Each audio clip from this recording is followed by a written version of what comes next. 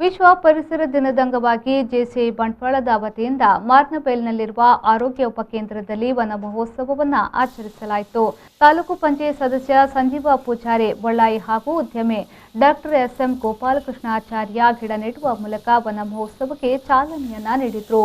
ಈ ಸಂದರ್ಭದಲ್ಲಿ ಜೆಸಿಐ ಬಂಟ್ವಾಳದ ಅಧ್ಯಕ್ಷ ಉಮೇಶ್ ಆರ್ ಮೂಲ್ಯ ಅವರು ಮಾತನಾಡಿ, ಜೆಸಿ ಸಂಸ್ಥೆಯ ಮೂಲಕ ವಿಶ್ವದಾದ್ಯಂತ ವನ ಮಹೋತ್ಸವ ಕಾರ್ಯಕ್ರಮವನ್ನು ನಡೆಸಿ ಗಿಡ ನೆಡುವ ಮೂಲಕ ಕಾರ್ಯಕ್ರಮವನ್ನು ಮಾಡಲಾಗ್ತಾ ಇದೆ. ಪರಿಸರದ ಮೇಲಿನ ದೌರ್ಜನ್ಯದ ದುಷ್ಪರಿಣಾಮ ಪ್ರಸ್ತುತ ಕೋವಿಡ್ ಸನ್ನಿವೇಶದಲ್ಲಿ ಅರಿವಾಗ್ತಾ ಇದೆ. ಇನ್ನಾದರೂ ಎಚ್ಚೆತ್ತುಕೊಂಡು ಗಿಡಗಳನ್ನು ನೆಟ್ಟು ಪರಿಸರವನ್ನು ಉಳಿಸಿ ಬೆಳೆಸುವ ಕಾರ್ಯಕ್ಕೆ ಮುಂದಡಿ ಇಡಬೇಕಾಗಿದೆ ಎಂದು ಹೇಳಿದರು.